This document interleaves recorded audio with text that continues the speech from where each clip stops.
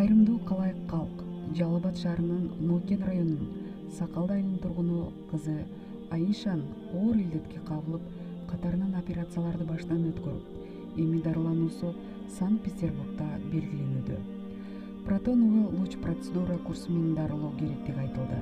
Бул дарылоо курсу 1,8 миллион рубль. Андан сырткары оорукананын каражаттары баары биригип 2,589 рубль сарпталат экен.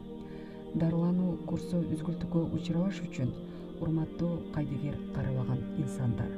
Көп түкүрсө көл болот дегендей, атоолубуздун башына оор күндө жардам кылуубузду суналы.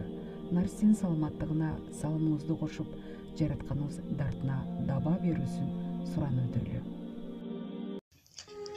Ассаламу алейкум, мусулман бир туугандар. Мени тааныган билгендер, жердештер, мекендештер. Мен Жалал Абад областынын Нокен районунун Сакалды айылынан болом. Силерге кайрылып жатканымдын себеби кызым Аиша 2 жолу катуу операцияны баштан кечирди. Биринчиси Бишкек шаарында болду, экинчиси Москвада болду. Москва шаарындагы операция өтө оор болуп, 2 ай больницада жатууга туура келди. Азыркы учурда кызымдын абалы жакшы, Кудайга шүгүр.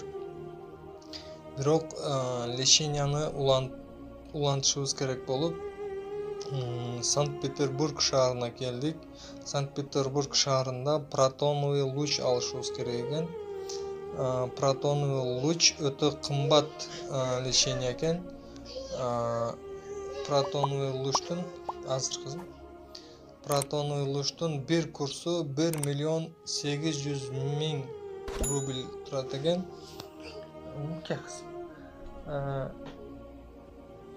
1,8 миллион рубль. Анын арасында наркозу, больницага жатканы бардыгы болуп 2,589 рубль акча кетет экен. Азыр больницага жаткырганы каражатыбыз жетишсиз болуп, Санкт-Петербург шаарында же үйгө кете албай, же бул жерде кала албай, ошол жерде туруп калдык. Ошол себептен мен силерге кайрылып жатам. Сиздерден сураныч, эгер колуңуздардан келсе, жардам кылып койсоңуздар, кызымдын толук сакайып кетиши үчүн абдан зарыл болуп жатат бул лечение. Болду кызым. Сиздерден сураныч. Рахмат көңүл бурганыңыздар үчүн.